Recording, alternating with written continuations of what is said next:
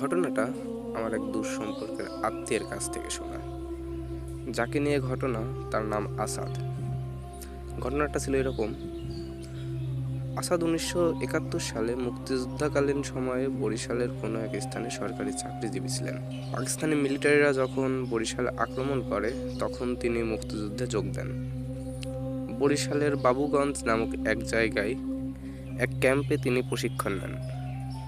ওই সময়ে এক রাতে তিনি প্রাকৃতিক কাজে ক্যাম্পের পাশের জঙ্গলে যান আর ভুলবশত একটি পুরনো কবরের উপর বসে পড়েন, যেটা তিনি জানতেন না যে এখানে একটা কবরস্থান আছে। তিনি না জানতে সেখানে বসে পড়েন। তখন তিনি তার পাশে শব্দ শুনতে পান, কিছু অলৌকিক কিছু শব্দ শুনতে পান। তখন তখন রাত হলো, তখন চাঁদের আলো ছিল, বোঝা যাচ্ছিল কিছু কিছু কিছু বোঝা যাচ্ছিল। ওই আলোতে তিনি দেখতে পান পুরনো একটা গাছ থেকে একটা মহিলা উল্টো হয়ে নিচের দিকে নেমে হেঁটে আসছে। মহিলাটির চোখ বলতে কিছুই ছিল না। মহিলাটি দেখতে দেখতে তার খুব কাছে চলে আসে। তিনি কি করবেন কিছুই বুঝতে পারছিল না, এমনকি দৌড় দেওয়ার শক্তিও হারিয়ে ফেলেছিলেন তিনি। তখন তিনি দেখেন মহিলাটির মাথা ফাটা, আর ফাটা জায়গা থেকে রক্ত ঝরছে। কিছু রক্ত কাপড়ে লেগে আছে, চুলগুলো এলোমেলো উস্কো। মহিলাটি ওনাকে ধরার জন্য হাত বাড়ালে তিনি দৌড় দেন। কিছু সময় পর তিনি পিছে তাকিয়ে দেখেন বড় বড় আকারের শূকর তার দিকে দৌড়ে আসছে। এটা দেখার পর তিনি আরও জোরে জোরে ছুটতে থাকেন ভয়ের কারণে, কারণ ভয় হয় স্বাভাবিক। ভয়ের কারণে তিনি যখন জোরে জোরে ছুটতে থাকেন তখন তিনি একটা গাছের সাথে বাড়ি খেয়ে অজ্ঞান হয়ে সেখানেই পড়ে যান। ক্যাম্পে ফিরছে না দেখে তার সঙ্গীরা তাকে খুঁজতে বের হয় যে এত রাত হয়ে গেছে, আসাদ কোথায়। পরে তাকে খুঁজতে খুঁজতে জঙ্গলের ভিতরে জঙ্গলের পাশে পায়। তার শরীরে কোনো কাপড় ছিল না এবং বিভিন্ন স্থানে লাল দাগ দেখা যায়। তার অবস্থা বেশি ভালো ছিল না, তার কারণ তার কিছুদিন পর তাকে তার গ্রামে পাঠিয়ে দেওয়া হয়।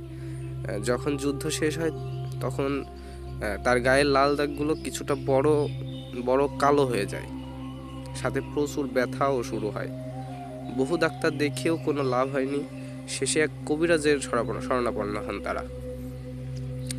কবিরাজ তাকে বলেন তিনি যে জায়গায় বসেছিলেন সেটা ছিল একটা কবর। সেই পরে খোঁজ খবর নিয়ে জানতে পারা যায়, পরে যখন এই বিষয়টা নিয়ে খোঁজ খবর নিয়ে জানতে পারা যায় ওই কবরটি ছিল একটা মহিলার, যে কিনা কালো জাদু করতো মানুষের উপরে। তো সেই মহিলাটির কালো জাদু গ্রামের মানুষ কেউই পছন্দ করতো না, তাই গ্রামের মানুষ সবাই মিলে মহিলাটিকে একদম লাঠিপেটা করে এবং মহিলাটিকে মেরে ফেলে সবাই মিলে। তারপর মহিলাটিকে ওই জঙ্গলে কবর দেন। এরপর থেকে অনেক রাতে জঙ্গলে মহিলাকে দেখতে পাওয়া যান। যাদের ভাগ্য ভালো তারা বেঁচে ফিরেছে। যারা মহিলাটির খপ্পরে পড়ে তাদের কেউ মারা যেত এবং যারা বেঁচে ফিরত তাদের গায়ে আসাদের মতো সেই বড় বড় লাল দাগ দেখা যেত এবং কিছুদিন পর সেই দাগটা কালো হয়ে যেত।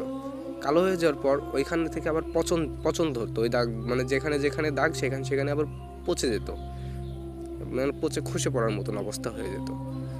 তারপরে ওই শরীরে পচন ধরার পর এবং সেই লোকটা মারা যেত। আসাদের সাথেও এর ব্যতিক্রম কিছু ঘটেনি। আসাদও তার কিছুদিন পরে মারা যায়। তো এই ছিল ঘটনাটি ভালো লাগলে অবশ্যই শেয়ার করবেন। আমার কাছে এমন আরও অনেক ঘটনা আছে যেটা কিনা আমি আপনাকে পাঠাবো। ধন্যবাদ।